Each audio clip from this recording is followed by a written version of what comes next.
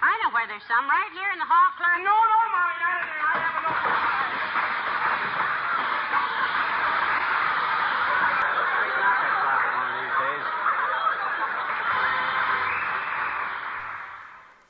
Hello and welcome back. This episode we're going to talk about the meter movement itself. And you know me, I can't make a video without talking about the history of something. So we'll talk about the history of the D'Arsonval meter movement, which starts with the compass, like this. The compass is a really old discovery. Well, it's a discovery that has its roots based in Greece, of all places. Thales of Miletus, a Greek philosopher, documented a lodestone. A lodestone is a mineral made of magnetite, and he documented the fact that lodestone would attract iron in the 6th century BCE, I should say.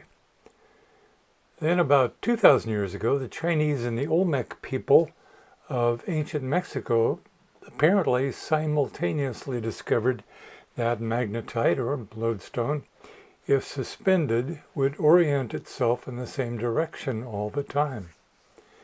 And then in the year 30, the Chinese mention again that lodestone would attract an iron needle.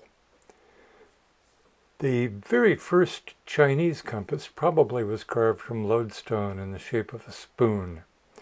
When the spoon was placed on a bronze plaque, the spoon handle would point south, and they ended up calling this the south-pointing spoon, which is an entirely logical name to me. Later on, people discovered that lodestone could be used to magnetize an iron wire, which, when floated on water like this, also pointed in the same direction as the compass.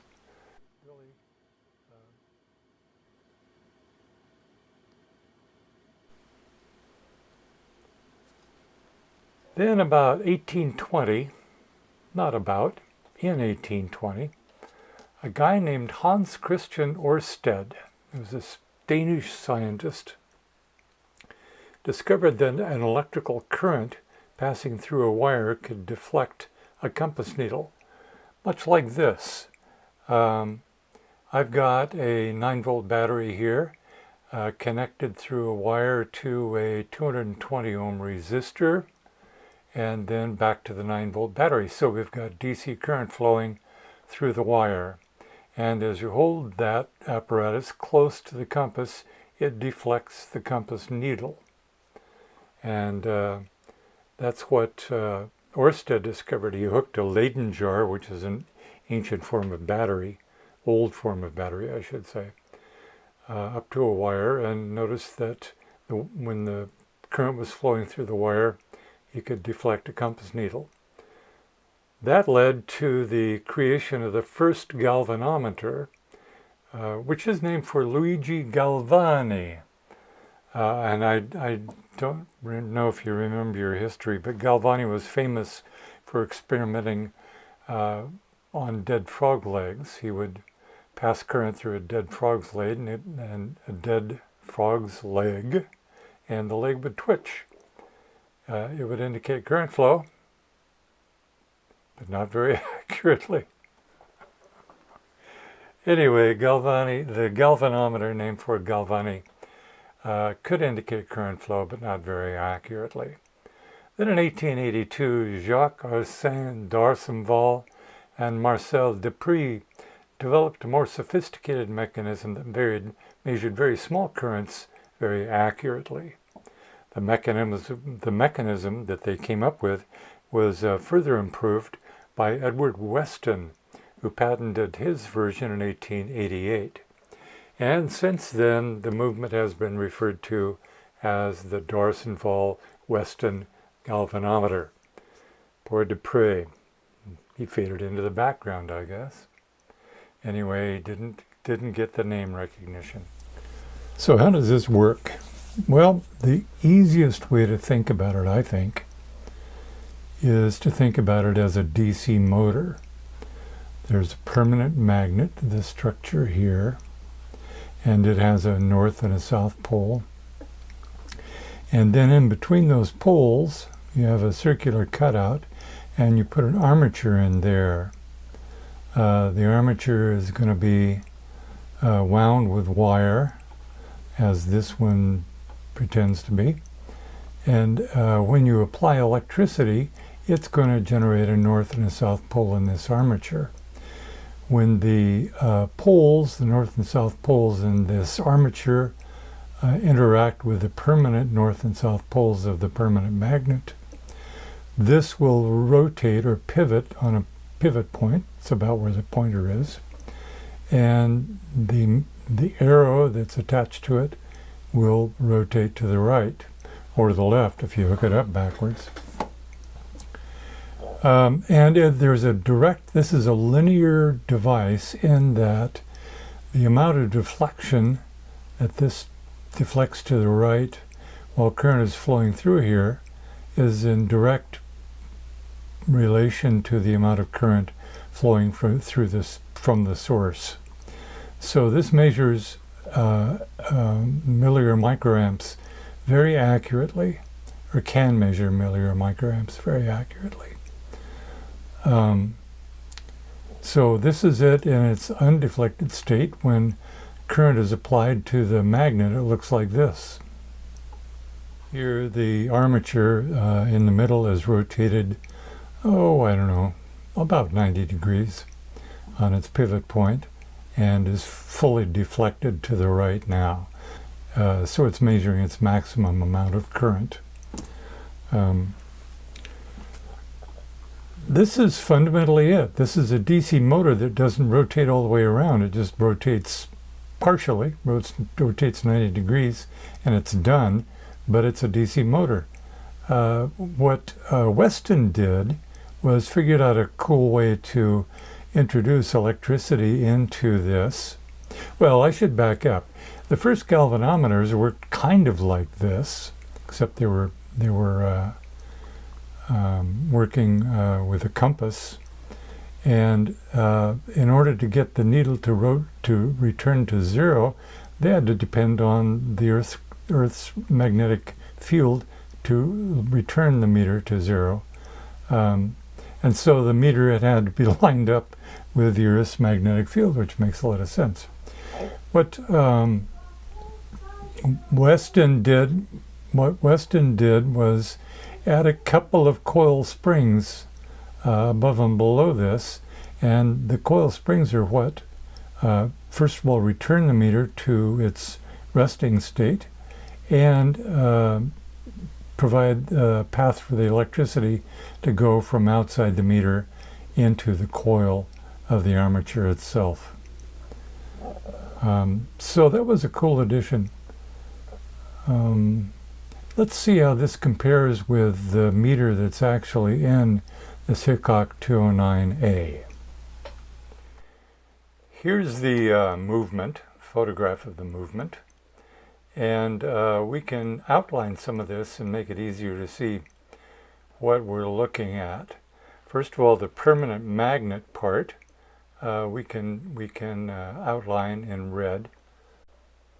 You can see the circular portion toward the middle lower part that's the point at which the south and north magnetic poles are presented to the armature.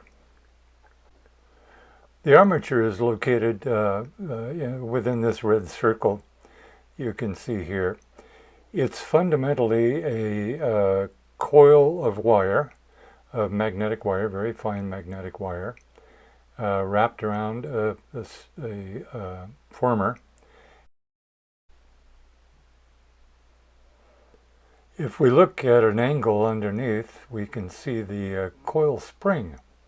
There's one at the top of the armature and one at the bottom of the armature that Weston added to the movement to make it return to zero more easily, and to provide a path to allow power to get from the outside of the meter to the coil of the armature.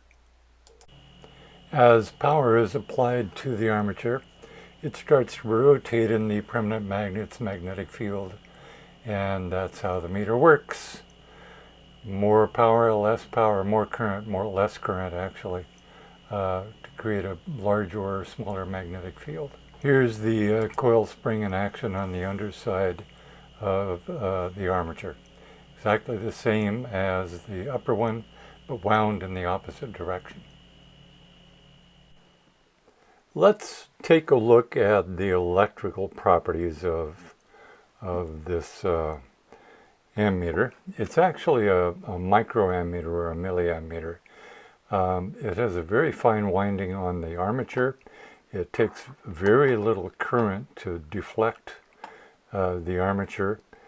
And in fact, in this meter, in the microvolts or microamps. So what do you do when you want to measure a lot of amperage? Well, you have to change the schematic a bit, and I'll show you how. To allow this meter to measure actual amps, high current, you have to do what's called a shunt resistor. You have to put a shunt across the two leads of the coil, the armature coil. The shunt is a resistor. It's very low resistance and very high wattage. The point of it is to shunt most of the current through itself. So it has to be much lower resistance than the DC resistance of the armature coil. So the shunt resistor is very low resistance, very precision resistance. You have to know exactly the ratio of resistance of the shunt to the armature coil itself has to be known and calculated to make it measure amperage correctly. So any amp meter that measures amperage actually has a shunt in it using this meter movement. So it has a high amperage shunt resistor. To measure voltage, that's a different story.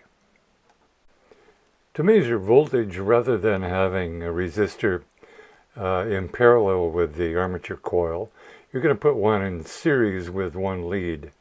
And the whole purpose of this resistor is to drop voltage. So you're dropping voltage using a high resistance, low wattage resistor. Low wattage because it doesn't need to pass much current. High resistance so it drops some voltage. High is a relative term here too. I'm not talking, well, I don't think I'm talking megawatts. We'll try to figure that out with this meter.